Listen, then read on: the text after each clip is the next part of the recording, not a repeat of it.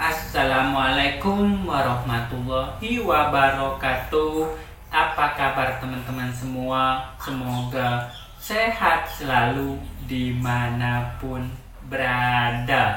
Nah, di konten kali ini saya akan membahas tentang burung murai batu galak atau nyerang lawan saat digantangan. Bagaimana cara merawatnya? Nah, di sini ini khusus untuk burung-burung murai batu yang sudah mapan, misalkan 4 tahun up atau ya paling muda 3 tahun up ke atas. Nah, kalau misalkan yang galak atau nyerang lawan, burung pastol atau muda ataupun 3 up ke bawah sudah saya bahas di konten saya sebelumnya bagaimana cara penanganannya. Nah, di sini khusus yang burung-burung murai batu sudah mapan karena berbeda teman-teman semua cara penanganan burung murai batu muda, burung murai batu mapan saat nyerang lawan. Nah, di sini burung murai batu yang nyerang lawan ini rata-rata dan biasanya umumnya ini burung-burung murai batu yang fighter tinggi. Dia cepat naik emosinya, cepat tersulut emosinya. Kadang-kadang di rumah dia bongkar-bongkar isian, itu kan fighter tinggi. Di gantangan nyerang lawan. Terus kalau misalkan di bawah sebelum dinaikkan, dia bongkar-bongkar di atas dia nyerang lawan. Nah, seperti itu. Nah, di sini rawatan mulai dari hariannya, teman-teman semua. Nah, di sini yang pertama itu di pagi hari, misalkan jam 5 kita embunkan. Nah, fungsi embun ini sendiri ini untuk menyetabilkan birahi dan emosinya. Jadi emosinya akan meredam karena di pagi hari ini kan cuacanya dingin teman-teman semua. Jadi nanti suhu tubuhnya itu akan stabil. Nah, yang kedua ekstra puding. Nah, ekstra puding ini bisa kita berikan jangkrik. Nah, kalau misalkan hitungannya sesuaikan dengan burung murai batu masing-masing. Mau 5, mau 7, atau mau 8, itu sesuaikan saja. Dan menu tambahan bisa kita berikan kroto hariannya. Misalkan kroto seminggu 2 kali. Dan juga bisa kita tambahkan cacing. Nah, cacingnya ini misalkan seminggu 2 kali juga boleh, 1 ekor atau 2 ekor. Dan jangan kita berikan ulet Hongkong. Nanti kalau misalkan kita berikan ulet Hongkong, ini nanti malah dia akan terlalu over, makin parah nyerangnya. Nah, selanjutnya yaitu penjemuran. Nah, penjemuran burung murai batu yang cepat tersulut emosinya ini lebih minim. Jangan terlalu kencang. Misalkan cuma kita berikan 15 menit atau 20 menit itu sudah cukup. Karena dia cepat nih naik emosinya. Jadi kita tidak perlu terlalu lama penjemurannya. Kalau terlalu lama, malah dia nanti akan terlalu over emosi.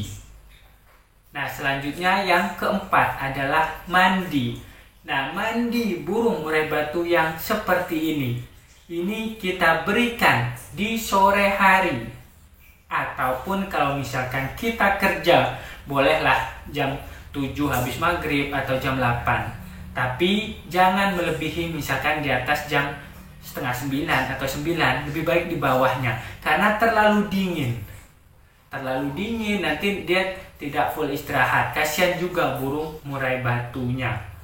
Nah, di sini fungsi mandi sore ataupun malam ini kan dia mau tidur nih teman-teman semua, mau tidur dia malamnya. Nah, ini nanti akan penyetabilan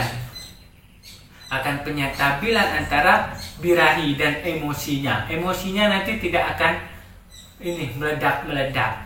Jadi dia tenang tidur, dia suhu tubuhnya adem. Nanti di pagi hari kita embunkan lagi, nanti akan stabil.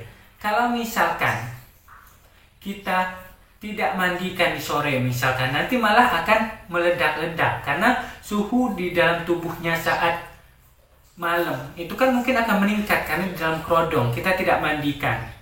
Nah, nanti akan terlalu over emosi. Nah, ini rawatannya teman-teman semua. Dan yang perlu kita perhatikan lagi tentang masteran. Nah, masteran untuk burung-burung murai batu yang cepat naik emosi, cepat bongkar ini ya, galak. Ini kan termasuk over emosi ya teman-teman semua. Nah, di situ jangan terlalu dekat dengan masteran. Nanti malah dia akan terbiasa nanti nyerang lawan. Agak jauhkan aja, mungkin 1 meter atau 2 meter. Dan juga jangan dilihat burung murai batu. Misalkan saat kita jemur, saat kita embun, kita agak jauhkan dulu masterannya. Jangan sampai dilihat dia. Biasanya diserang sama dia kalau misalkan dia melihat masteran. Apalagi masteran-masteran kecil seperti kolibri, seperti kolibri ninja, kerak basi dan sebagainya, itu kan tembakannya panjang-panjang ya, tajam-tajam juga. Nanti akan menekan dia akan tersulut emosinya.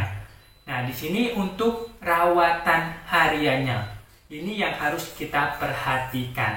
Dan rawatan lomba.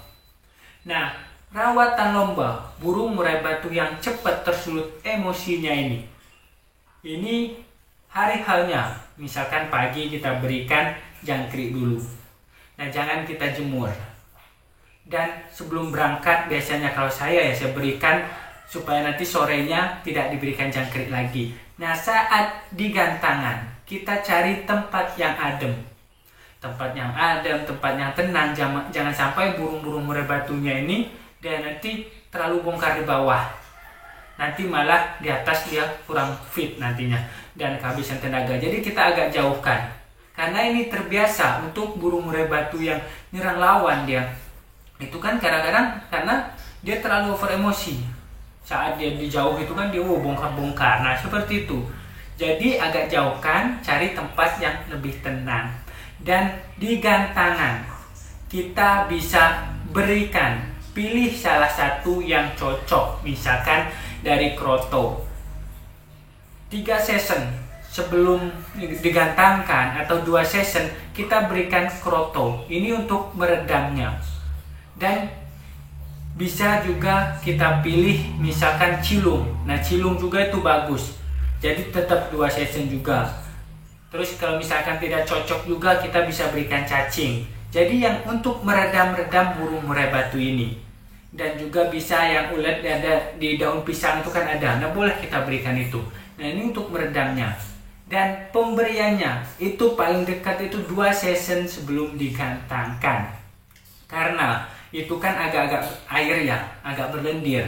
Nanti kalau misalkan terlalu dekat, burung murai batunya di atas itu mencari minum lah, atau dia gosokin paruh ke tangkringan. Karena tuh di mulutnya ada lendir-lendir, dia belum ketelan semua biasanya. Masih ada kayak lendir-lendir gitu dan sebagainya. Nanti dia akan gosokin paruh. Makanya kita berikan amannya 2 season sebelum naik di gantangan.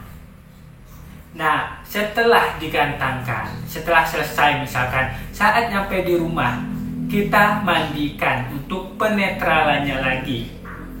Nah, di situ di saat lomba ini kita harus perhatikan teman-teman semua, apakah dia lebih baik, apakah lebih parah. Nanti baru kita evaluasi.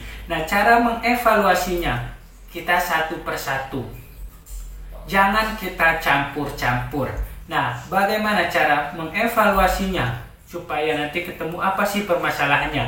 Simak di video-video saya sebelumnya, itu sudah saya bahas mencari settingan burung murai batu. Oke teman-teman semua, mungkin ini aja pembahasan di konten kali ini. Kalau misalkan ada yang mau ditanyakan, silahkan komen di dalam kolom komentar di bawah ini, ataupun bisa mengasihkan saran, om bahas ini, om bahas ini, silahkan juga. Dan juga bisa WhatsApp saya, nomornya ada di deskripsi. Terima kasih banyak, salam sukses semua. Wassalamualaikum warahmatullahi wabarakatuh.